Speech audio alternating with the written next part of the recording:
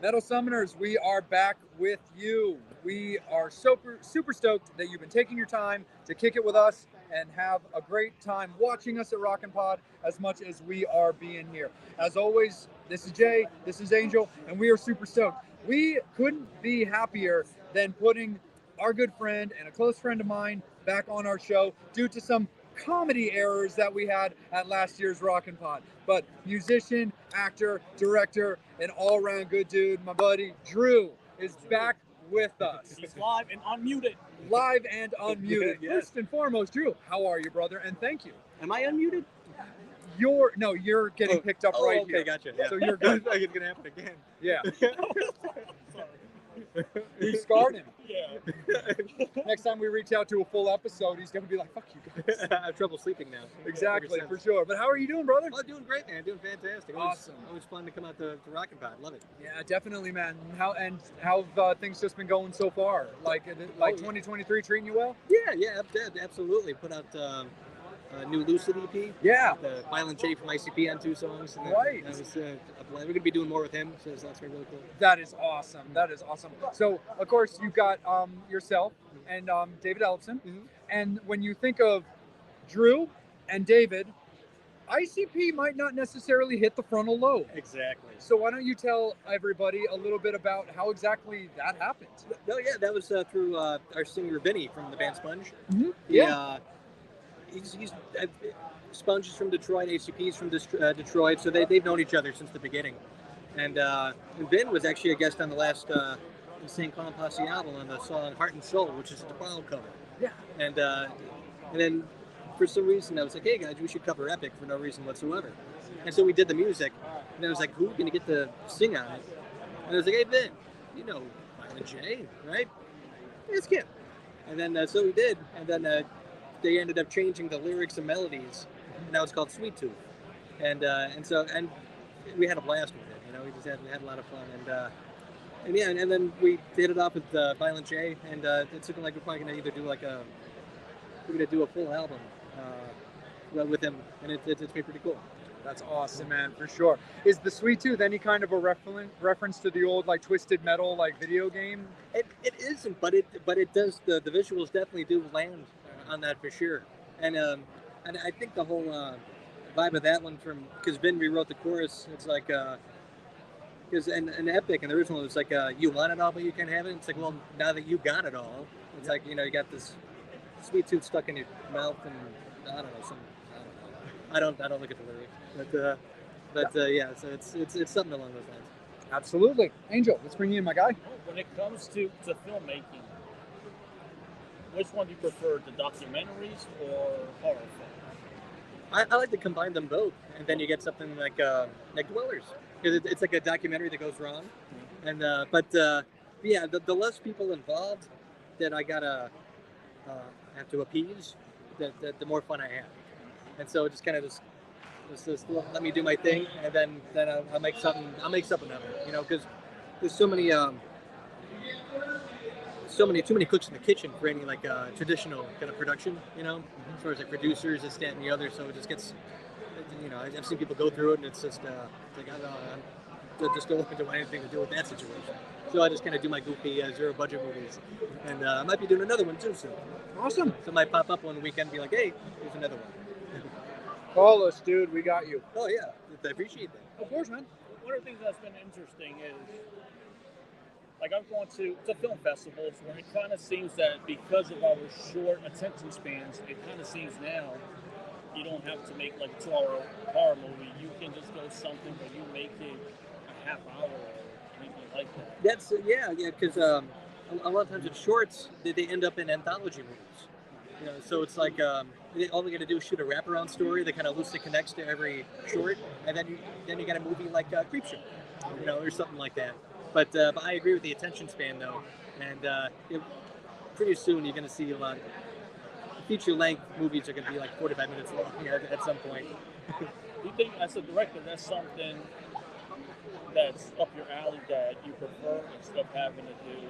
Because we know when you're doing films, it's take after take after take, and then just kind of putting it together into 2 hours. So kind of having that freedom where you don't have to make like a 2-hour movie, you can just make it that long. That's true, and I guess it's more so like as long as you get to tell the story you want to tell, like it could be however long you really want or need it to be, you know. But yeah, as long as you tell the story you want to tell, then that's all good. And if there's room for more color to kind of draw on the canvas, that's a go for it. Because I'm more traditional in that sense, where 90 minutes makes a movie, you know, at least.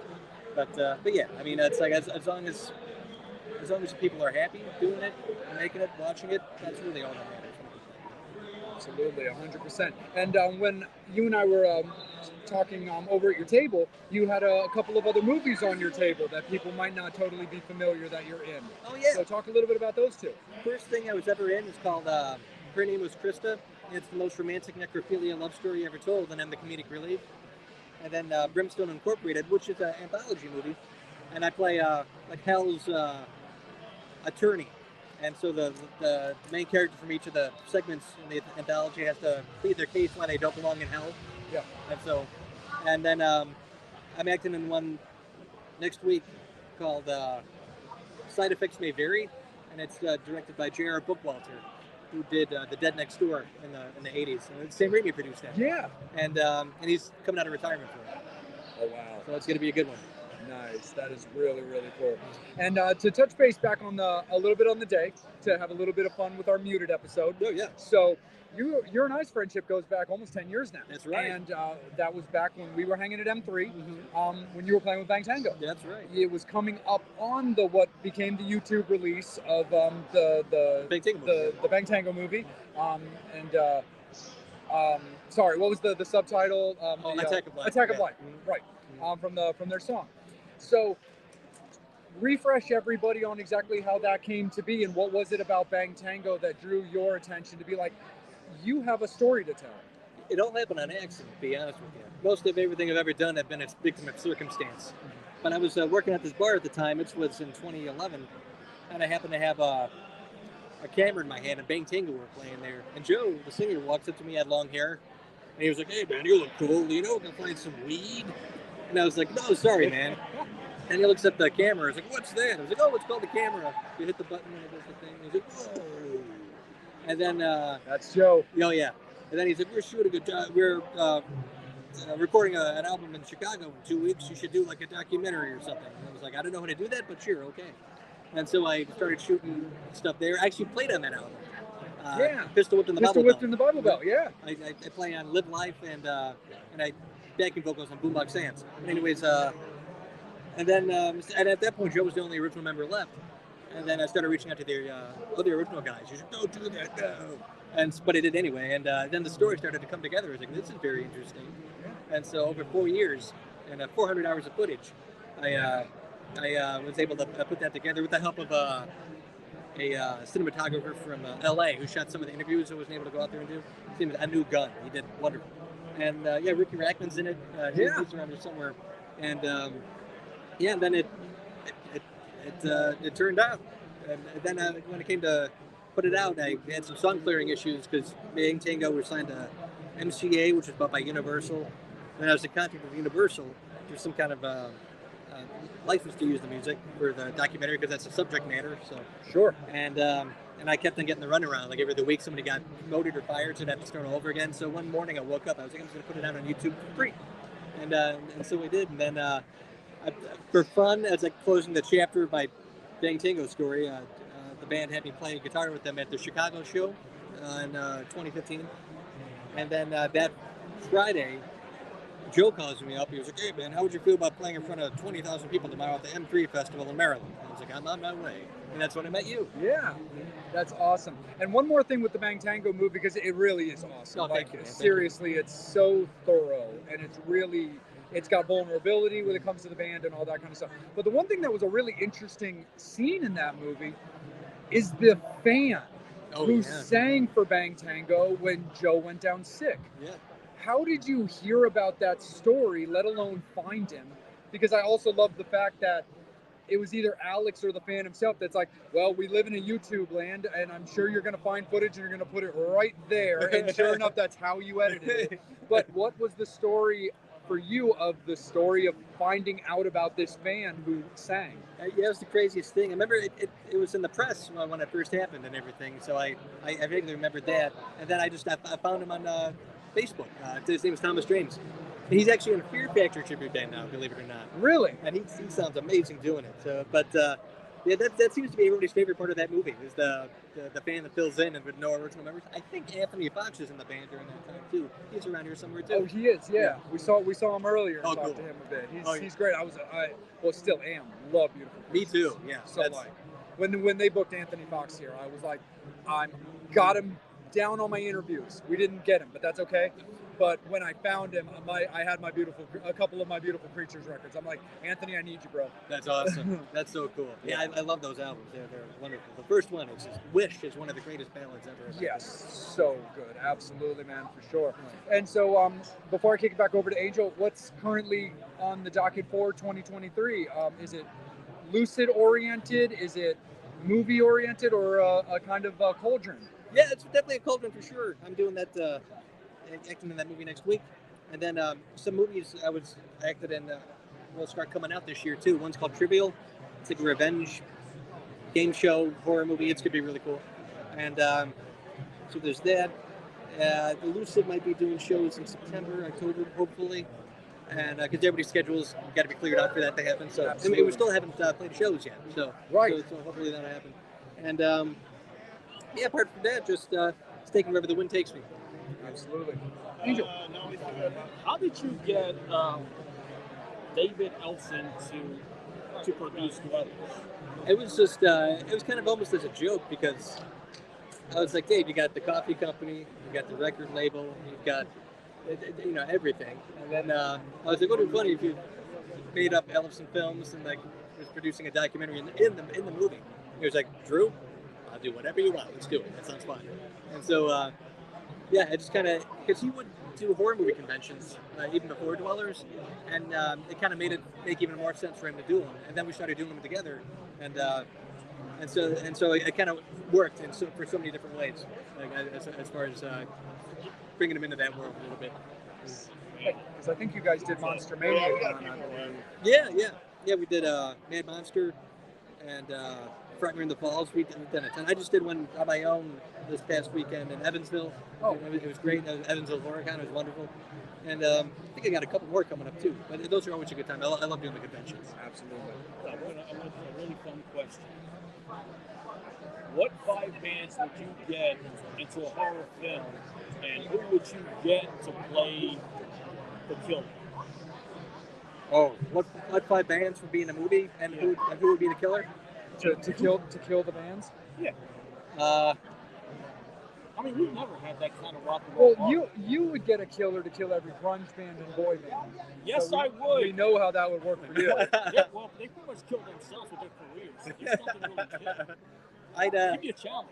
I'd have probably any band from the past 5 or 10 years, and Phil Anselmo would be the killer. That's a good answer. I love Phil. I can see him doing that. Oh yeah. And he's a dear friend. I met him at the horror convention, and we kind of hit it off. I could see him just being pissed off, walking through the door and already just killing somebody. He just walks in, kill, walks out. I could just see him walk in, and then just everybody just falls down. They're like, we're all fucked, and everybody just hits the deck. And he can kill it with his voice too. He's got the deepest voice I've ever heard. Yeah. He can Just probably on stage with his knees bent. Oh yeah, totally. Dude, Phil's a sweetheart. He I is. love Phil. He's a teddy bear. And Katie is amazing. Oh, she His is. I wife love Katie. Yeah. So and great. his bodyguard Eric is wonderful too. Eric, Yeah. He's amazing. Just amazing people all over. I met Phil at Monster Mania. Oh, that's awesome. We did a very short interview that Katie had. She was cool with it. Well, Phil was cool with it because I kind of asked him as an off-the-cuff thing. Yeah. He's like, "Yeah, I'm down." He's like, "Do me a favor, talk to her. If she's cool with it, I'm cool with it." And so I was like, "Yeah." I pitched it to her, and she was like, "I'm cool with it for sure." Then it's kind of an off-the-cuff. She looked at me and was like, "What kind of questions are you going to ask?" I knew what she was referencing because at the time it was a big deal. Right. But I was like, "Look, we're good. I'm not interested, to be honest." Yeah. I saw it.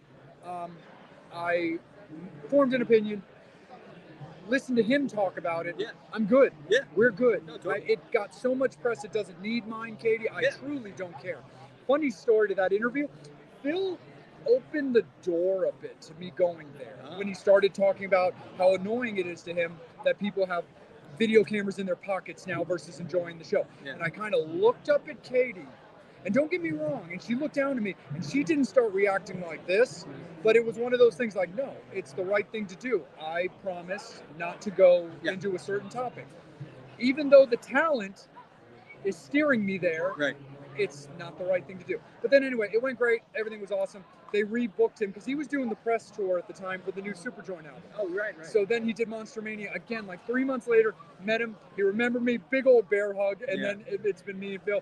He played Baltimore with Scour, and that's the next time I saw him. Katie's like, come on back. Phil wants to see you. I'm like, Phil, you're amazing.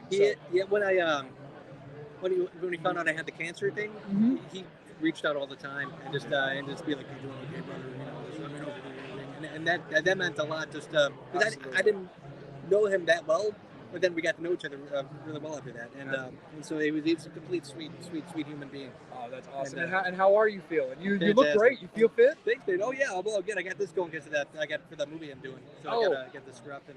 You got to be a bit scruffy for that one. Yeah, I play a sort of sleazy private eye kind of. Oh, nice. Kind of character. So, You're not. Are you going to throw in like a porn mustache? I'm thinking about it because I was going to grow it out a bit and then shave it down and see what happens. So we'll see if I can pull off like a Ron Jeremy or something. With the aviators. Yeah, that's a good. I might do that. That's a good idea. Thank you. Thank you. So if you see me with aviators in this thing, it's because of you. The tiny little credit. Random suggestion, courtesy of Jay Oakley. I just have your name like in the sunglasses. Exactly. Printed on there. Totally. Maybe Jay Oakley's sunglasses.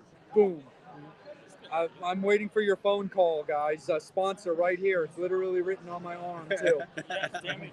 We're easy to contact. Exactly. All I do is wear sunglasses. You guys should know that because I have a light sensitivity. All these sunglass companies, I keep waiting for you to call me because I'm your boy.